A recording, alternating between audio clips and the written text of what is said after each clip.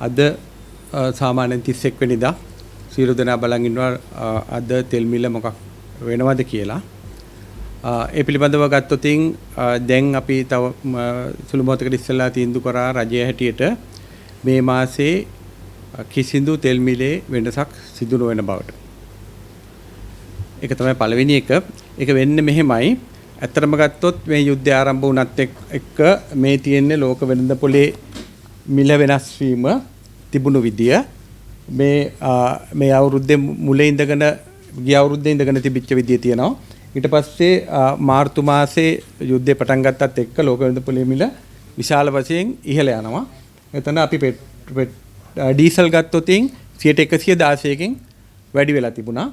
නමුත් අපේ දේශීය වෙළඳ පොලේ මිල මේ තියෙන්නේ ඒක ඒ විදිහට වැඩි කරේ නැහැ.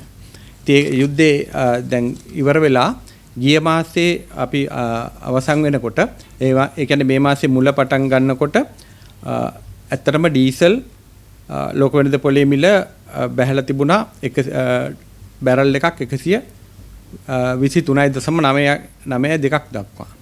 නමුත් මේ වෙනකොට නැවත වතාවක් ඕගොල්ලෝ දන්නවා යුද්ධය ආරම්භ වුණා. ඒකත් එක්ක වැඩි වෙලා තියෙනවා 141.2කට බැරල් එකක් 141.2 දක්වා ඩීසල් වැඩි වෙලා තියෙනවා. ඒකට ඒක අපි යුද්ධය පටන් ගන්න ඉස්සෙල්ලා තිබිච්ච එකට සාපේක්ෂව ගත්තොත් 58.9ක වැඩිවීමක්. නමුත් අපි දේශීය වෙළඳ පොලේ මිල තියෙන්නේ තාම 382ට ඩීසල් ලීටර එකක්. එතකොට ඒක ගත්තොත් 35.9ක වැඩිවීමක් තියෙනවා. ඒ කියන්නේ මේ යුද්ධය පටන් ගන්න ඉස්සෙල්ලා තිබිච්ච මිලට සාපේක්ෂව ලෝක වෙළඳ පොලේ මිල දැනටත් 58.9ක්. ඒ කියන්නේ 59කින් විතර ඉහළ තත්ත්වයක තියෙන්නේ. නමුත් අපි දේශීය වෙළඳ පොලේ ඩීසල් මිල තියාගෙන යන්නේ 35.9ක් වගේ මිලකට. ඒකට ප්‍රධාන හේතුව ඩීසල් තමයි අපේ ආර්ථිකයට ප්‍රධාන වශයෙන් බලපාන්නේ. ඒ හින්දා ඩීසල් මිල ඇත්තටම ඒ වගේ තියාගෙන යනවා. පෙට්‍රල් ගත්තොත් ඇත්තටම මේ මාසේ පටන් ගන්නකොට ජූලි මාසේ පටන් ගන්නකොට ඒක 107.7ක් දක්වා අඩු වෙලා තිබුණා. හැබැයි ඒකත් 141ක පෙබරවාරි වලට සාපේක්ෂව 141.35ක වැඩිවීමක්. ඒ හින්දා තමයි ඇත්තටම මේ පෙබරවාරි මට්ටමට අඩු කරන්න බැරි වුණේ. ඒකේ වෙනසක් වෙලා නැහැ. යුද්ධේ පහුගිය දවස්වල ආපහු යුද්ධේ ආරම්භ වුණාම යම් වැඩිවීමක් වෙලා ආපහු පාරක් මේ ඊයේ පෙරේදා වෙනකොට සම්පූර්ණ ආපහු සාමාන්‍ය ඒ කියන්නේ මේ මාසේ මුල තත්ත්වයට ඇවිල්ලා තියෙනවා. එතකොට ඒක 106ක් වගේ තියෙනවා. එතකොට පෙට්‍රල් වල කිසි වෙනසක් වෙන්නේ නැහැ.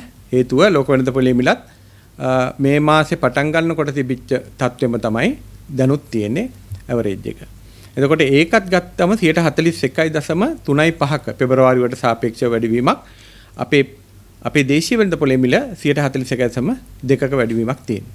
එතකොට ලෝක වෙළඳ පොලේ මිලට අපේ උපක්‍රමයේ උනේත් ඇත්තටම මේ chart එක දැක්කම ලෝක වෙළඳ පොලේ මිල මෙහෙම ඉහළ ගියාට අපි දේශීය වෙළඳ පොලේ මිල මේ මට්ටමට වැඩි කරේ නැහැ. එතකොට අපි බලාපොරොත්තු වුණා ඒක ආපහු මේ වගේ කාලෙ වෙනකොට ආපහු අඩු වෙනකොට ඒකට ලෝක වෙළඳ පොලේ මිලට ගලපන්න පුළුවන් වෙයි කියලා. ඒක පෙට්‍රල් වලට හරියටම වෙලා තියෙනවා.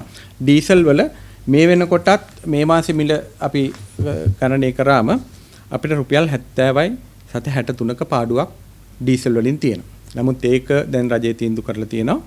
ඒක දරාගෙන ඒක තෙල් සංස්ථාව ඇත්තටම දරාගන්නේ. ඒක දරාගෙන ඩීසල් වැඩි නොකර ඉන්න. ඒකට පෙට්‍රලුත් ඒ ආකාරයටම ගිය මාසේ වෙනට වැඩි වෙන්නේ නැහැ.